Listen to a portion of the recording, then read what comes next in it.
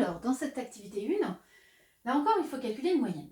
Donc, on a posé une question à 30 personnes en leur demandant combien d'applications ils avaient téléchargées sur leur smartphone le mois dernier. Donc, ils ont tous répondu. On aurait pu écrire d'ailleurs toutes leurs réponses.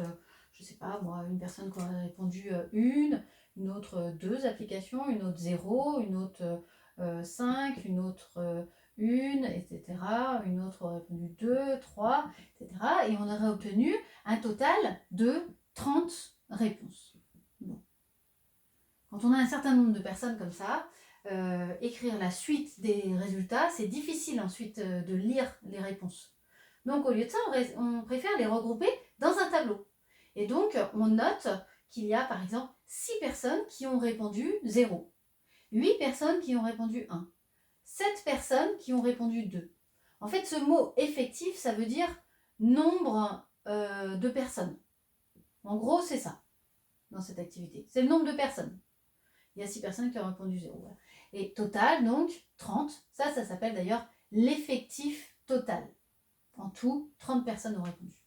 Mais il ne faut pas perdre de vue que ce tableau, c'est bien le résumé d'une liste de nombres. Et on vous demande, dans cette activité, de trouver la moyenne de cette liste de nombres. Alors là, il y a 2 élèves qui s'opposent. Mehdi, lui, il dit que la moyenne des applications, c'est 2,5. Alors, pourquoi est-ce qu'il a dit 2,5? On peut se dire que là, il a vu que le maximum d'applis téléchargées, c'était 5. Donc, il s'est dit, le milieu, entre 0 et 5, c'est grosso modo 2,5. Laureline, elle dit que ça ne va pas être 2,5. Ça ne va pas être au milieu. Parce qu'elle voit bien qu'il n'y a pas autant de personnes qui ont répondu 0, 1, 2, 3. Elle voit par exemple qu'il y a beaucoup de personnes qui ont répondu 0. Il y en a 6. Et surtout, enfin là c'est moi qui dis qu'il y a beaucoup de personnes qui ont répondu 0, mais il y en a encore plus qui ont répondu 1. Il y a 8 personnes qui ont répondu 1. Et c'est comme lorsque vous avez des mauvaises notes, ça fait baisser votre moyenne.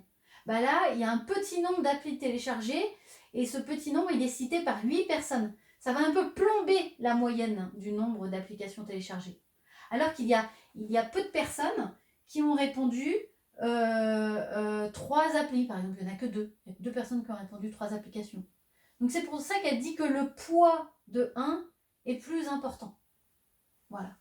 Et donc, pour calculer notre moyenne, quand vous faites la moyenne simple d'une série, vous ajoutez tous les nombres.